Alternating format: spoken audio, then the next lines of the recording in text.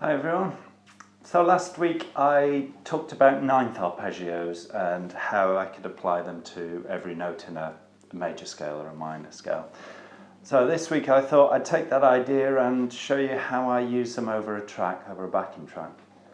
I'm not really a jazz guitarist, so the principles I'm using here are just ways of applying these over a diatonic scale rather than over a jazz progression.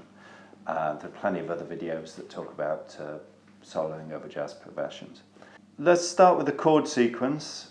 The chord sequence I'm going to use is going to be basically an E minor turnaround. So this is E minor to A minor to, what's that, D7 to G major 7, and then just keep going around that, and so I'm going to solo over the top of this.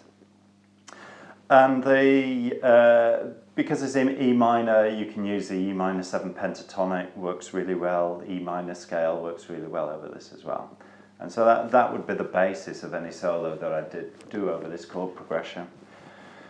But in terms of the ninths that I use over this, I'd probably use 3 different ones over something like this. I'd use, obviously there's the E minor 9th arpeggio, which in terms of the fingerings I gave last week would sit around the 7th fret, so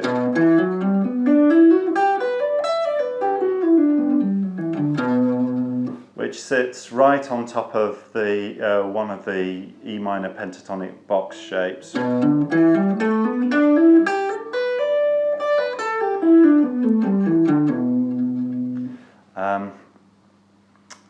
So how would I use this? Well, with all of the minor ninths, there's kind of an interesting structure to them, in that you've got part of the arpeggio is actually part of the scale. So if you go from, where are we, the 7th, then the root, the 1st, the 2nd, which is the 9th, and the 3rd, are all together. So that's just a scale.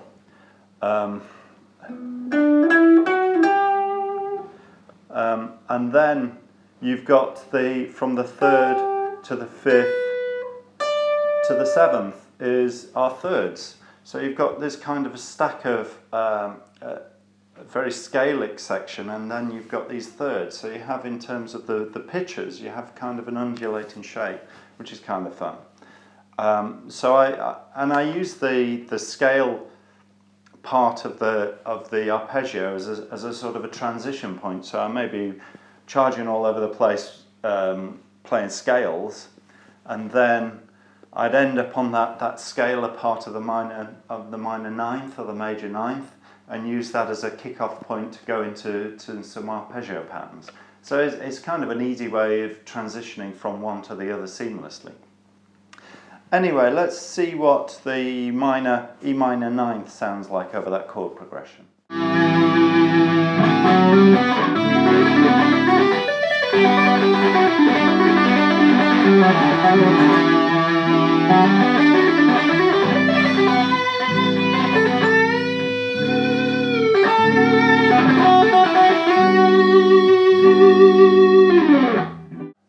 Right, the next place, the next ninth I'd use is actually over this chord progression is one based on the 3rd of the minor scale. So this would be G major ninth in this case.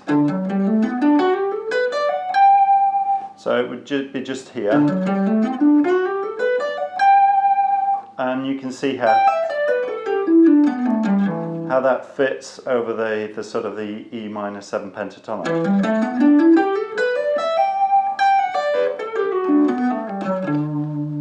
And actually, I'd probably use this shape more than I'd use the E minor ninth. I just like the colours, the contrast that you can get with this against the pentatonic scale. It brings out a different kind of emphasis. I find the E minor 9 just too samey with the pentatonic sound. So let's hear how this sounds.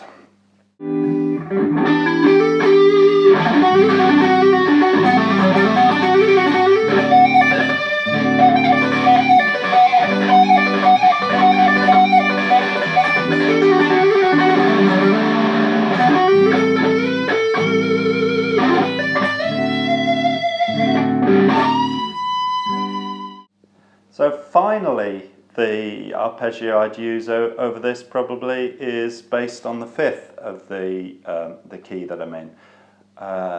So in this case it's B, and the arpeggio would be B minor 7 flat 9.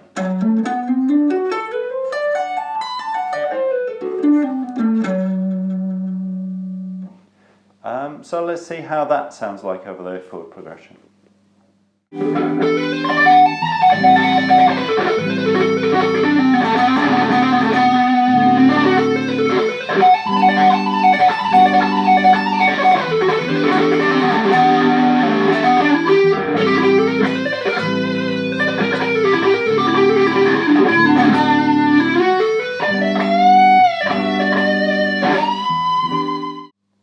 So that's it. Those are the three main arpeggios that I'd use against that kind of chord sequence. You can use the others, but you tend to find that they create more tension, and they'll resolve onto different pitches. So, for example, I don't know if I...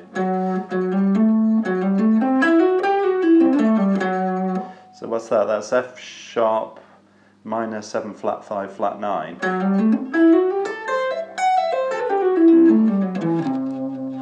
And that tends to resolve when it hits the G against that chord progression.